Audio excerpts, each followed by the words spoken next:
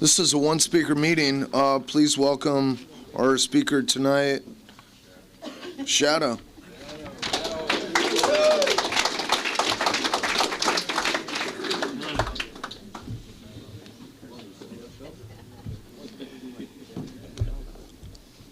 Oh, hi. My name is Shadoe. I am an everything addict. I drink too much coffee. I try to restrain my need to eat too much all the time. Sometimes I drink Red Bull.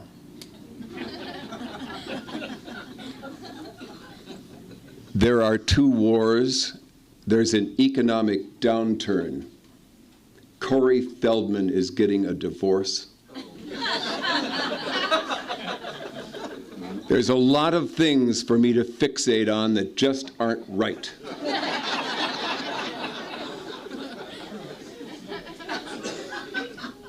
My mind is trying to kill me. It's always looking for what's wrong. It's always going, you know, it's like things are going all right now. Things are going really well now. Yeah, but how long is that going to last? Let's look at your past. Let's take a look at all the failures of the past and things that didn't turn out quite the way you wanted them to. And it builds scary stories. And if I listen to any one of those scary stories or any one of the things that feels bad, it grows and it turns into another bigger story. And then it makes lists. And it makes those lists so that it makes a really good story, a really big, worthy of listening to story. My ego complains in order to strengthen itself. So it's making really good stories about all of you, too. A long time ago, I realized that life was an infinite series of humiliating moments, indefinitely prolonged. And that anything that wasn't humiliating was just a breather. It's like setting me up, you know. Well, I got through that. Everything is going to be okay now. Oh, shit. You know, I've been sober a long time, and one of the things that really annoys me is to go to a meeting and hear old-timers say, you know, I'm not going to bore you with any war stories. We've all got them. It's like going to and I'm going to show you this movie, and I'm just going to show you the end, where everything works out.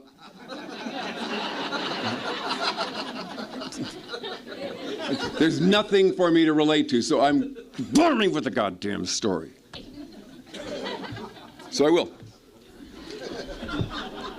I don't have anyone to blame, and for those of you that are new, that feel the need to say, you know, my parents beat me, no wonder I'm like this. You know, I was really mistreated. All these bad things happened. I grew up in Jamestown, North Dakota. My parents didn't drink, smoke, use drugs, curse, or fight in front of the kids. My parents owned clothing stores and toy stores and go-kart tracks and fireworks stands. What doesn't suck about this? It's like, this is a good life. My dad went through World War II without ever having a drink. He said, why would you do that to yourself? Oh, ew. You just get stupid and loud. So I grew up like that, and it never occurred to me to drink. I drank when I was a senior to celebrate the end of football season, and projectile vomited for hours. And I went, this sucks. Like, why do you do that? So I went to college and only drank at parties to fit in.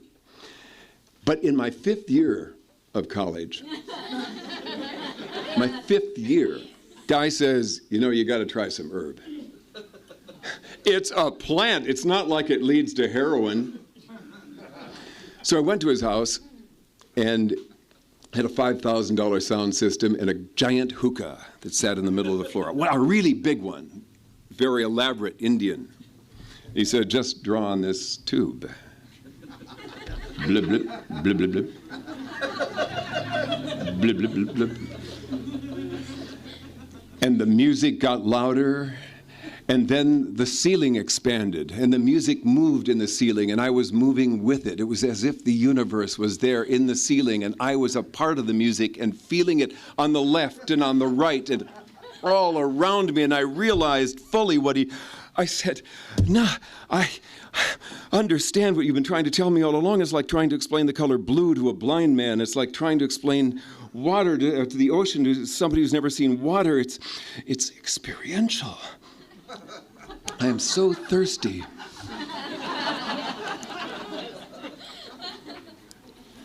And I bought my first ounce.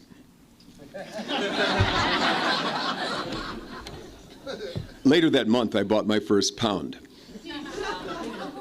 Then I moved to Boston, and in Boston, we smoked every day. We shared our vibrations. We were all happy, wonderful people who enjoyed music and really got along. We laughed at things that were never funny. It was fun. And then a guy says, you want to try some acid? Well, what's acid? Well, it's like grass, except it's more intense and lasts longer. I tell this the same way every time because there's no other way to tell it. My first acid trip on Beacon Hill, double parked in Boston. I am at the driver's. I'm holding on to the steering wheel. My friends have gotten out to get donuts. And all of a sudden, started moving. Oh, Jesus, I don't know who I am. My hands. My friends are skipping down the street in slow motion, eating donuts. Get in the car. Get in the goddamn car. What is this shit? No. You would think that a rational, intelligent person, having had the most terrifying experience of his life, would go, I'm never touching that again. Within the year, I lived in Los Angeles. We did psychedelics every weekend and smoked grass every day. Guy says to me, you know, you're doing an awful lot of work. You should see my doctor, Dr. Lax. Sounds like a Marvel Comics villain, doesn't it? So I saw Dr. Lax. He weighed 350 pounds. And Dr. Lax said, well, you had Dexedrine last month. How about Black Beauties? Great. You know, Dr. Lax, I've been seeing you for a while, and things have been really working out, and things have been going really well. Sometimes I have to work through the night. I have a lot of responsibilities, a lot of things I have to do, but I'm having a little trouble sleeping. And Dr. Lax would go, well, you had Quaaludes last month. How about Tuinol? That would be good. And then he would sell me amyl nitrate from behind his desk. How many you want? My best idea was to have little whiffs of amyl while I'm driving down the freeway.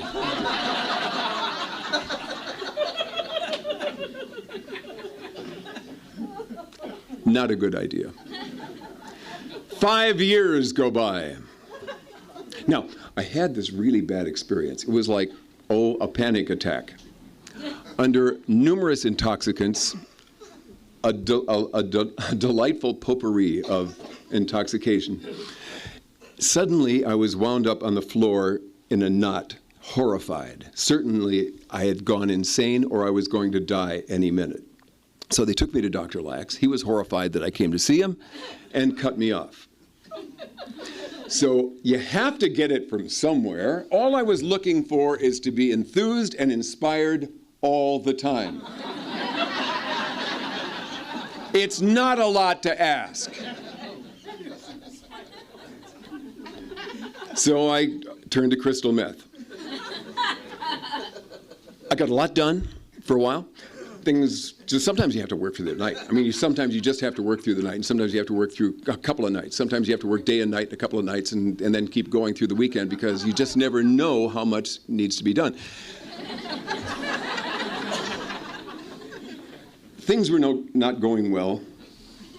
But I had had an experience during this time, a psychedelic experience, where I realized that there was something beyond this body, some part of me that wasn't that was this experiencer, that was this witness. And I thought, I've got to find a way back to this without drugs.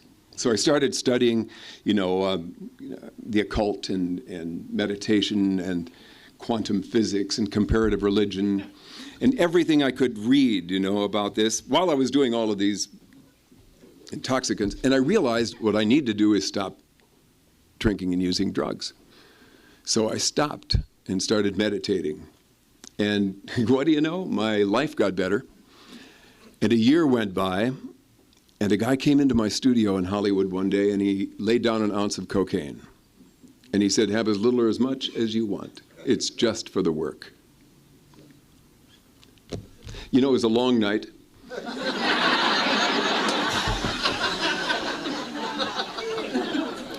After a while, I thought, I've been sober for a year. Obviously, I can pick it up or put it down and stop anytime I want. What would a little needle line hurt? So I carved one off, and then I did 2 because you have 2 nostrils. Then I did 2 more because you have to balance the delicate hemispheres of your brain. Then I did 4 more because now having attained this higher state of awareness, and we were really getting a lot done. So we worked through the night, and the next day, and the next night. And then I bought an ounce of cocaine. And then I built it into my budgets. And all of the people that I worked with, we shared our vibrations. Until I realized one day, what am I, Dad? They should really get their own. So I started holding back. Then I left the studio one night, and I lived out in Malibu in the trees, and I went home and went to the bathroom for a couple of hours. And when I came out, I went to the bedroom window, and I heard this outside the door.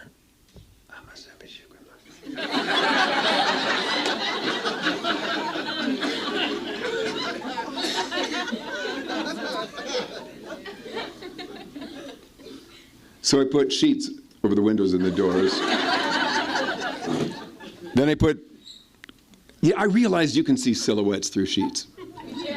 So I put quilts over the sheets, over the windows and the doors, until I realized that you can see around the cracks around quilts. So I put nails at 1-inch intervals. Now, I had gained 50 pounds because I didn't stop anything with large amounts of cocaine, because I was drinking a quart of Canadian Club a day and taking various pills and eating pizzas and fat burgers and anything that would go in my mouth. I had also taken up guns, because you can never be too careful. So I had a short barrel 12-gauge shotgun, double-aught buck. I had a .45 and a mercenary gun, the kind that fits in your wallet so that when they demand your wallet, you're ready.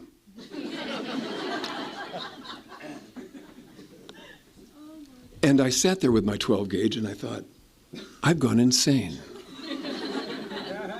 I should confront my destiny. So I stalked outside the door and sat down beneath the window and waited. And after a moment, I realized I had gone insane, and at that moment, I heard a rustle in the bush.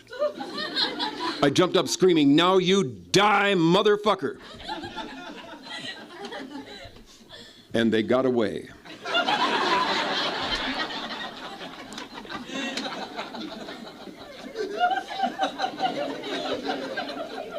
So I went back to the bathroom to celebrate.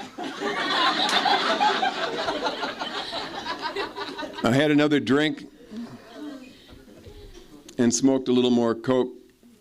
And then a delightful thing happened. My eyes rolled back and my tongue jutted out, and this 50-pound overweight, steaming, toxin-filled, bloated, stinking man, head hitting the floor like this. And when I came to, I thought, that was a good hit.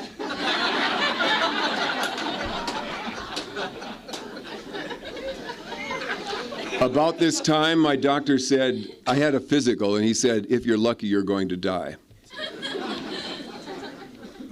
I didn't make this up. This is like from a Marvel comic. Yeah, I didn't stop. And it wasn't until I had an overdose in my studio that my friends found me and called my sister, who called my parents, my poor parents who didn't drink, smoke, use drugs, curse, or fight in front of the kids. Back in Jamestown, North Dakota, they said, how do you even talk to an insane person? My mother said, well, maybe you should go to Betty Ford.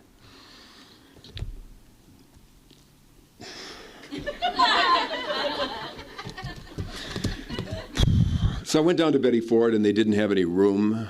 Said, come back in 2 weeks. Yeah, like that's going to happen. So they found out that there was room in Scripps in La Jolla. And I drove over the mountain and went to Scripps, terrified, absolutely enraged, full of anger, full of fear, and humiliated.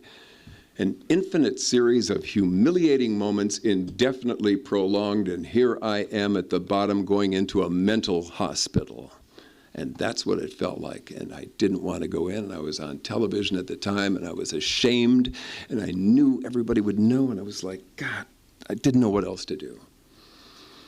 So I walked in, checked in, went to my room with my roommate.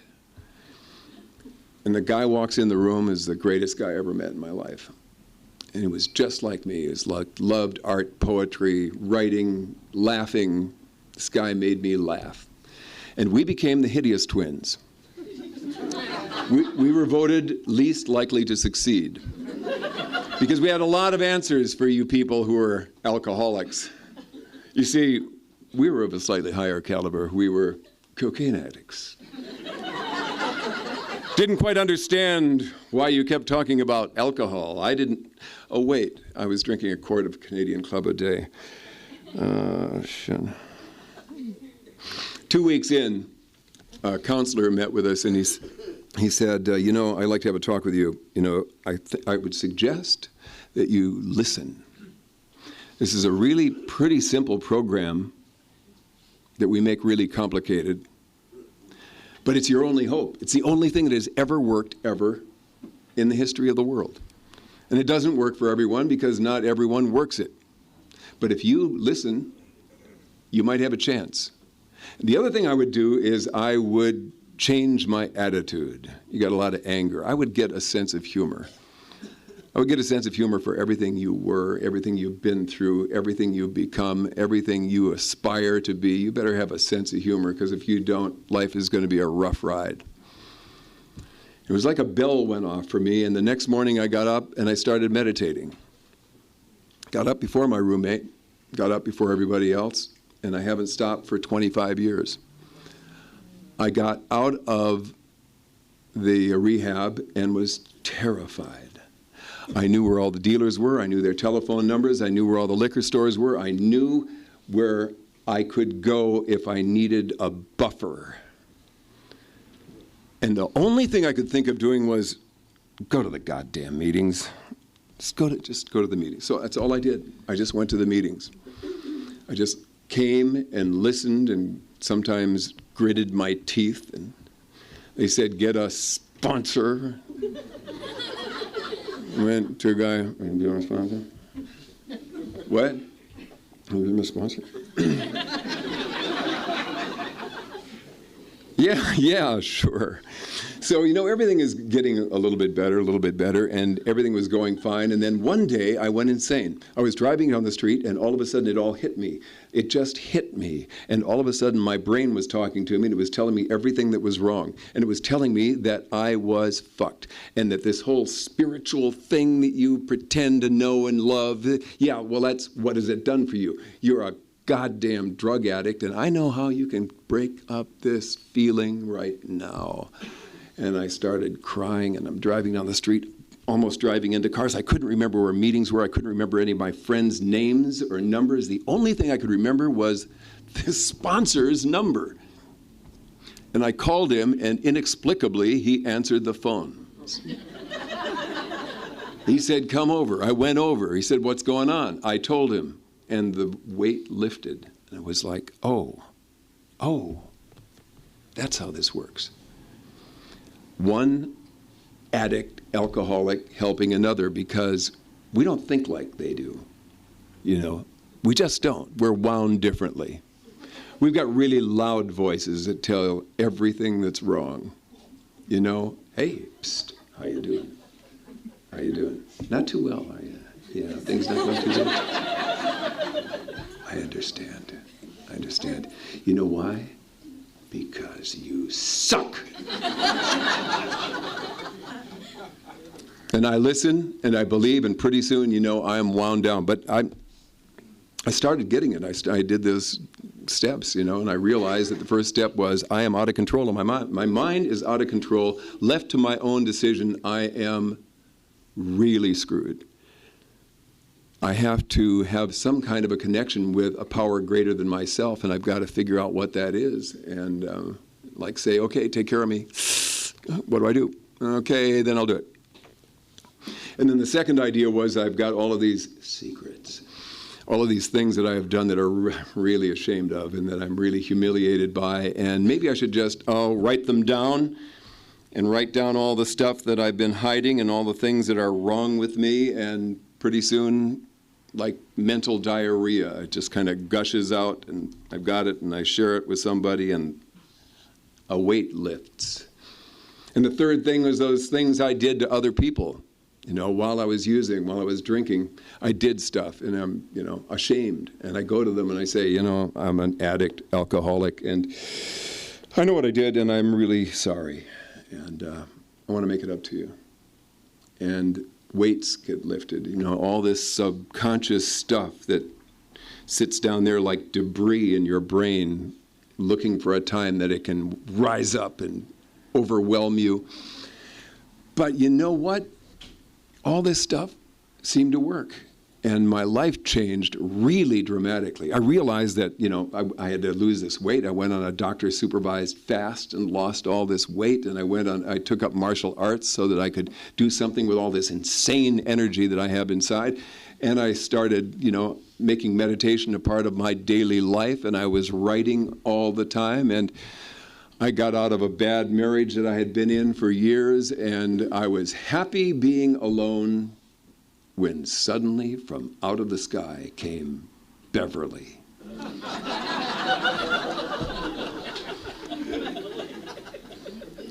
And a story that would take too long to tell, but anyway, this girl walks in, brought in by somebody that worked for me in the studio, met her at the bank.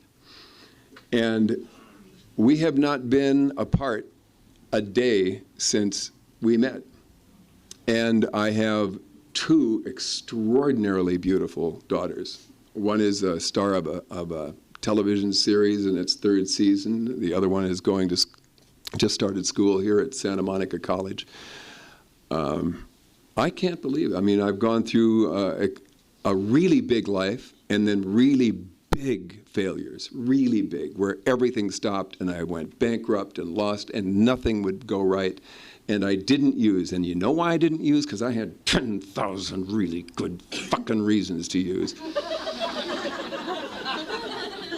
I didn't use because I've never heard a good story. In 25 years, I've never heard one story of somebody who said, "Yeah, I was around that program for a couple of years, worst goddamn time of my life. I went out, got a better job, got a better relationship, never made so much money.